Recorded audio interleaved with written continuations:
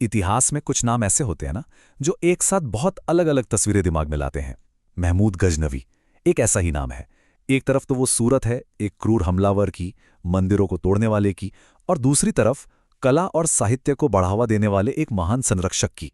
तो सवाल यही उठता है कि एक ही इंसान के दो ऐसे बिल्कुल अलग चेहरे कैसे हो सकते हैं? एक क्रूर लुटेरा और कला का इतना बड़ा पारखी, ये कैसे मुमकिन है? चलिए आज इसी पहेली को सुलझाने की कोशिश करते हैं। परत दर परत महमूद गजनवी की इस उलझी हुई कहानी को समझते हैं। तो किसी भी शख्सियत को समझने के लिए ना, सबसे पहले उसके दौर को, उसके माहौल को समझना पड़ता है। तो चलिए सबसे पहले देखते हैं कि महमूद आखिर बना कैसे।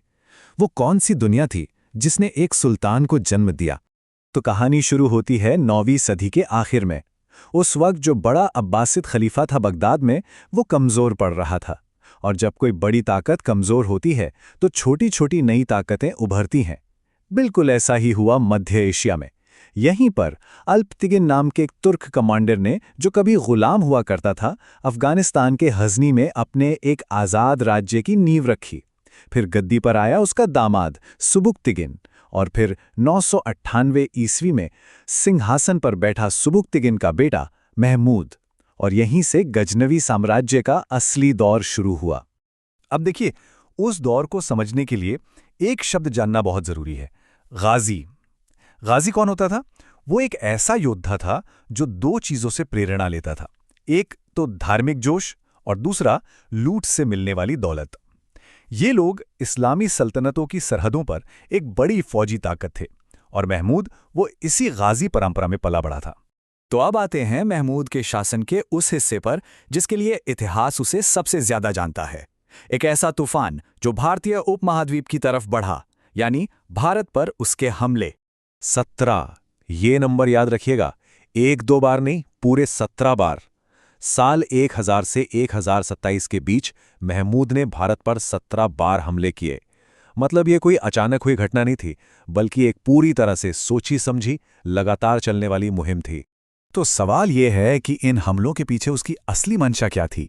क्या वो भारत में एक सल्तनत बनाना चाहता था? स्रोतों के हिसाब से नहीं। उसका पहला और सबसे बड़ा मकसद था दौलत, भारत की बेहिसाब दौलत।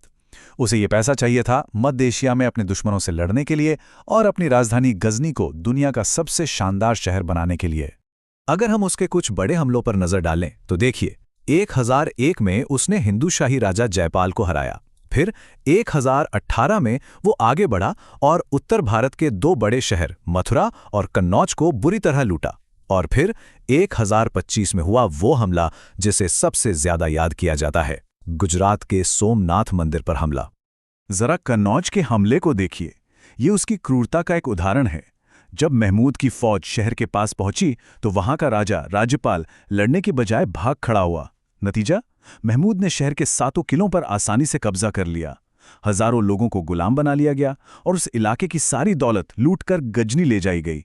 लेकिन इन सब में सबसे भयानक था सोमनाथ मंदिर पर किया गया हमला। स्रोतों में जो लिखा है वो दिल दहला देने वाला है। कहा जाता है कि उसके सैनिकों ने मंदिर के किले पर धावा बोला और करीब 50,000 लोगों का कत्ल कर दिया। ये सिर्फ लूट नहीं थी, ये एक नरसंहार था। और यहीं कहानी एक बहुत ही अजीब मोड़ लेती है। एक तरफ तो ये लूट और तबाही थी, लेकिन सवाल ये है कि इस लूटी हुई दौलत का हुआ क्या? चलिए अब सिक्के का दूसरा पहलू देखते हैं, जो हमें महमूद की शख्सियत के एक बिल्कुल ही अलग हिस्से से मिलवाएगा। तो ये है महमूद का सबसे बड़ा विरोधाभास। भारत के लिए वो था एक विध्वंसक, मंदिरों को लूटने वाला, मूर्तियां तोड़ने वाला। लेकिन गजनी के लिए वो था एक निर्माता। उसी लूटी हुई दौलत से उसने गजनी को एक शानदार सांस्कृतिक राजधानी बना दिया। सोचिए, एक ही इंसान, एक तरफ तोड़ने वाला, दूसरी तरफ बनाने वाला। और उसका दरबार कोई मामूली दरबार नहीं था। वहां फिरदौसी जैसे बड़े बड़े शायर थे जिन्होंने शाहनामा जैसा मशहूर महाकाव्य लिखा। और तो और अल बिरूनी जैसा महान विद्वान भी उसी के दरबार में था। दिलचस्प बात यह है कि अल बिरूनी को वो भारत से ही बंदी बना के ले गया था, लेकिन बाद में उसी अल बिरूनी ने भारत के बारे में किताबुल हिंद नाम की एक ऐसी जबरदस्त किताब लिखी जो आज भी एक खजाना मानी जाती है। तो इस सब का, इन हमलों का, इस लूट का और उस निर्माण का आखिर में नतीजा क्या निकला?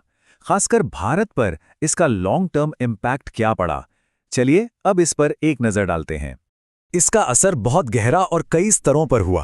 पहला तो ये कि इन हमलों ने उस वक्त के राजपूत राजाओं की आपसी फूट और कमजोर सैनिक रणनीति को दुनिया के सामने लाकर रख दिया। दूसरा, भारत के मंदिरों और शहरों से इतनी दौलत लूटी गई कि उत्तर भारत आर्थिक रूप से बहुत कमजोर हो गया। और तीसरा, और शायद सबसे अहम, उसने पंजाब में हिंदू शाही साम्राज्य को खत्म कर दिया, जो एक तरह से भारत का पहरेदार था। इस वजह से भारत के दरवाजे आने वाले तुर्क हमलावरों जैसे कि मोहम्मद घोरी के लिए पूरी तरह खुल गए। लेकिन किस्मत का खेल देखिए, जिस गजनवी साम्राज्य को महमूद ने इतनी दौलत और ताकत से खड़ा किया था, वो उसके जाने के बाद ज्यादा दिन टिक नहीं पाया। वो धीरे धीरे कमजोर होता गया और आखिर में गौरी राजवंश ने उसकी जगह ले ली।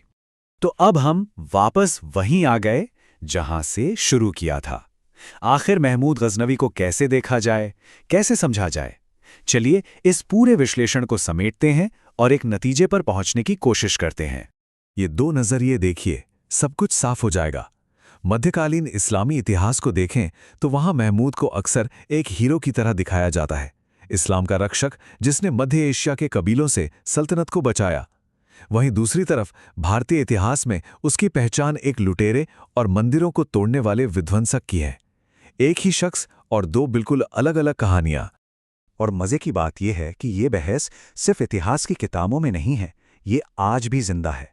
सोचिए, हाल ही में पाकिस्तान के रक्षा मंत्री ख्वाजा आसिफ ने खुद ये कहा कि महमूद गजनवी एक डाकू लुटेरा था और वो उसे कोई हीरो नहीं मानते।